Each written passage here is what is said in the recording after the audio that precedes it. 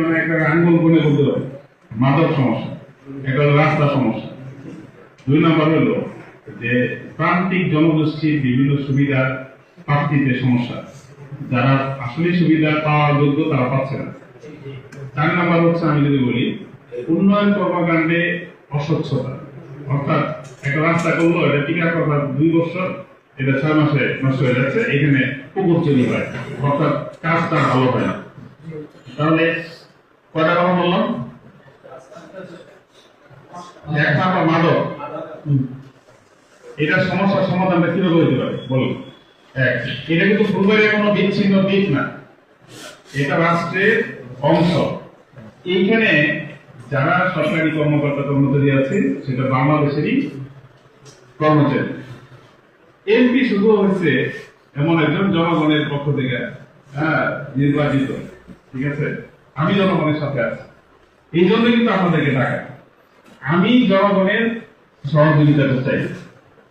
জনগণ আমাকে কিভাবে সহযোগিতা করবে? ওই যে একজন হুমকি দেয়, একজন মাদক সেবন করে, একজন রাস্তায় খারাপ মানে কি বলে রাস্তায় ভালো করার কথা সেই রাস্তাটা ভালো মানের রাস্তা করে না, আরেকজন অফিস আদালতে দুর্নীতি করে, আরেকজন কি করে ওই এলাকার বৃদ্ধা যে মহিলাটা মানে বয়স্কা তার কাজ পাওয়ার কথা সে পায় না, অথবা কাজ পাইলেও 5,000 টাকা জরিমানা লাগে।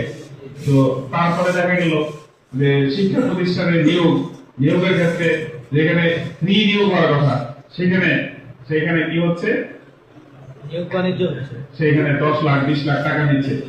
এই যে প্রবলেম গুলো, আমি মৌলিক প্রবলেম এগুলো, এই প্রবলেম গুলো মানে সলভ কিভাবে হবে, আমি কি করতে পারি, আপনারা কি করতে পারেন, এই লাইনে কথা বললে মনে হয় খুব সহজেই শেষ হবে। হ্যাঁ, আমার মনে হয় সবাই বলার দরকার নেই, যার যার কথা আছে হাত তুলেন। এই পয়েন্টে কয়টা পয়েন্ট বললাম? হ্যাঁ, এক নম্বরে আসি মাদকের ব্যাপারে কথা।